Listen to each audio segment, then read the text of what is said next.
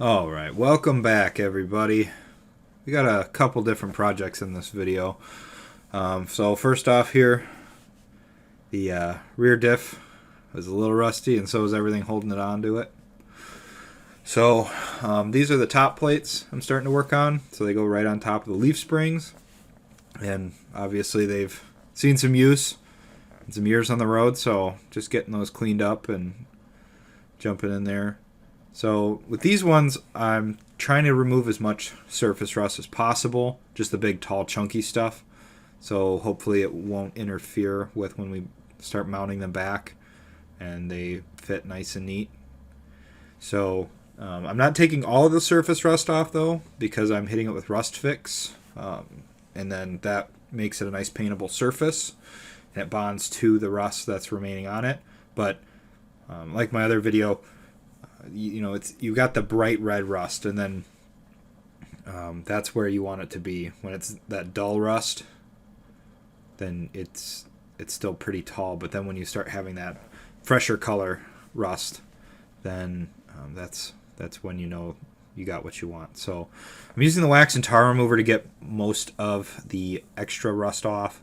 Anything that's loose and stuck in there, I don't want to try and paint over that, because that's going to interfere with the way that the paint adheres. So we're just getting as much of the dust and particulate off, and just getting them nice and clean. Obviously you get the nice hammer tone on all of these with all the different rust pittings, so that's pretty expensive. Usually I have to pay good money to get that, so I'm feeling blessed. And here comes the Rust Fix. Nice matte color. And then it's not going to look pretty when I spray this next stuff. It's pretty gross looking. So this is the same stuff as when we did the bottom of the cab. So it's going to be nice and rust fixed. And then we're going to do the undercoating on it. So I think the adhesion helped with a little bit of that rust on there. Turned out really clean with all the rust fix on it, so I'm happy about that. So of course you got to do both sides. So there they are, and there's the undercoating there. It's just that stuff's nasty. I mean, it works really good. Like, you can tell there's a little bit of an extra layer on there. And hopefully it doesn't interfere with the spacing too much. We've tried doing some dry fittings with them, but also the U-bolts that I ordered were wrong, apparently. So I had to order some custom ones, and those came in and they seem to fit pretty good. So I'm hoping that when we get back into the garage, those will go back on and it'll be nice and easy. So my dad actually had a heater put into the garage. It was a couple weeks after this was done, but he put a heater in the garage, so I pulled the frame back, and so now we have a heater, and my frame is outside. And of course, you know, we didn't have the right U-bolts, that they didn't arrive on time. I had to wait, and they came a day after we had moved the frame. And so when we were trying to move the frame, the rear diff wasn't attached, so the rear wheels weren't attached. So we had to use some straps to move it out of there. But anyway, so there wasn't much left to do on the roof. Just a little small section, and as you can see, I'm getting up there and clearing out as much of it as I can. And this section wasn't my favorite, mostly just because there was so much dust coming off and I couldn't see anything.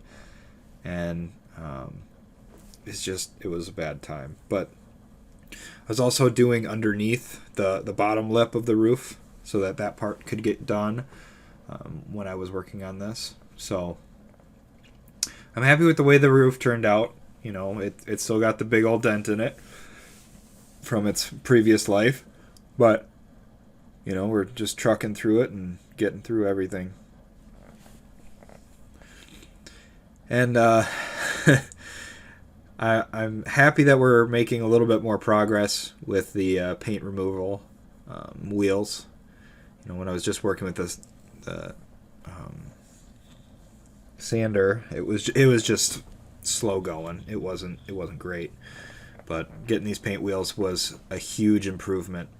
And then I found out they make double paint wheels. So in the upcoming videos, you'll see some of those double paint wheels, and it speed things up so fast. And I've already gone through one of them. They work so well, and so I'm looking forward to using the second one that I got. But of course, there was Christmas and now New Year's got in the way. Just spending time with family, taking a little bit of a break from work in the garage. So that was really nice. Had a great Christmas. Hope everybody else did too. And they're going over with the sander just to make sure that all the little parts that I missed from the paint remover wheel gets taken care of. So those are 50 grit pads that I'm using on that. So after that got done, the roof's all situated, and I was kind of crammed in this little corner over here, and it just wasn't optimal for working and doing anything on this. So there's going to be a interesting thing that we're going to do right after this finishes up. So of course, wax and tar remover, always use that. It's a great medium that picks up the dust, doesn't add to rust. And I was maybe a little bit a little bit close for spraying on that. They say, what is it, like 10 to 12 inches away. But yeah, so my dad and I, we were cleaning things up and moving things around and flipped the cab around. So now we got these gorgeous shots to get some interior sneak peeks, and I decided to start working on the door because I wanted to see how I should do it. So it's got two little like cloth liners that go around the frame of the window, and that's one of the things I wanted to cover up and make sure that I didn't get those dirty and painted on. So, and then I was really nervous about taking these mirrors off because I didn't know exactly how they were on or what they were in, but they came right off, and the holes are nice and clean, and I'm looking forward to putting them back on after I get the chrome all cleaned up. And I know that the little vent window is really ugly. It's got ugly rubber on it. It's got cracks in the glass, but those are, I think they're like $300 each to get new ones of those for the whole assembly. So I can't exactly say that that's like a big priority for me right now, but I also don't want to destroy them more than they already are, just because it would make everything even worse to deal with. And the more secure those windows are, the less stuff is getting into the cab, I guess. Even though the windows are down, because I don't want to break the windows while I'm doing this. So starting off at the top of the door, getting everything cleaned up. There were a couple spots where I ran off the door and just were tearing up that tape and tearing up the rubber. But overall, I was pretty happy with what went down with the door.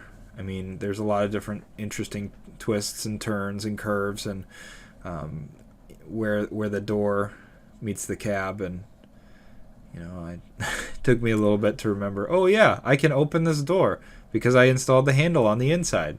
I don't need to be super duper careful on the edges, and I can start doing that later. So the paint went off pretty well. I got the majority of it off on the passes.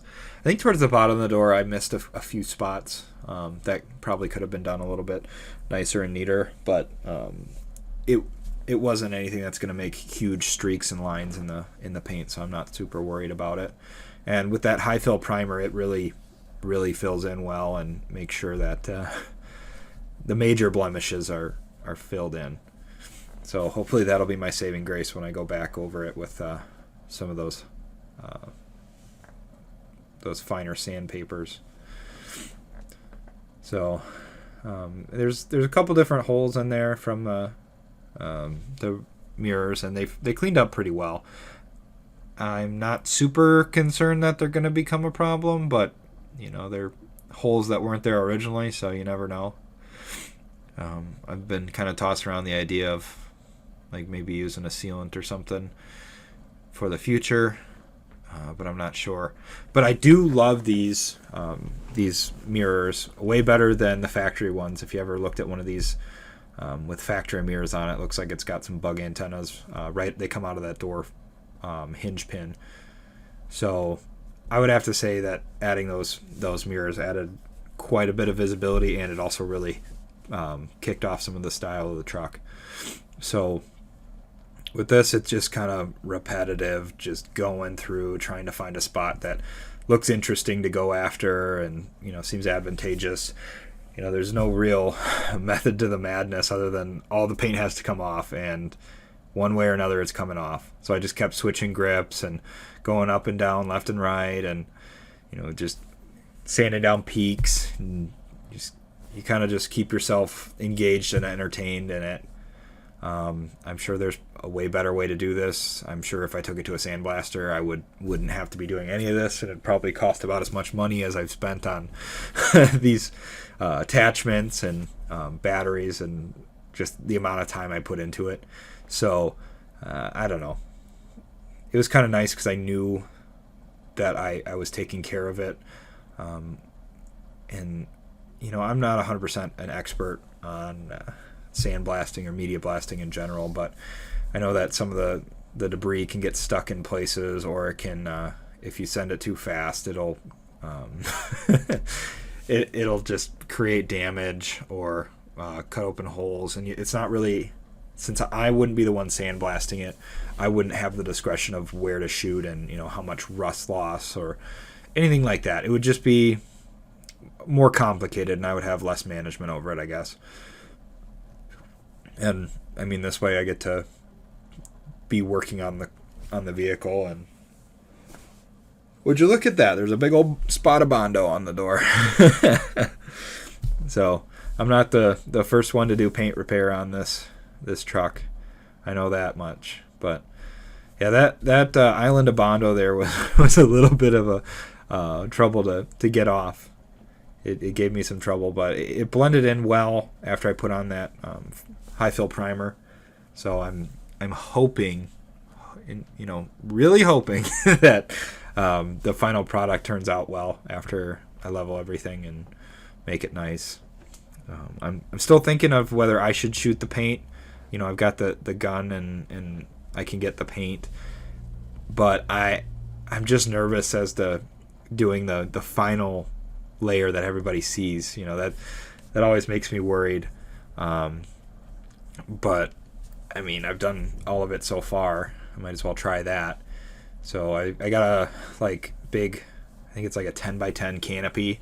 I was gonna wrap some painter's covers over it, some of those clear plastics, and try and shoot it myself in the driveway one of these days, or depending on how quick this gets done, it might even have to be in the garage. But I think that'd be a fun experience.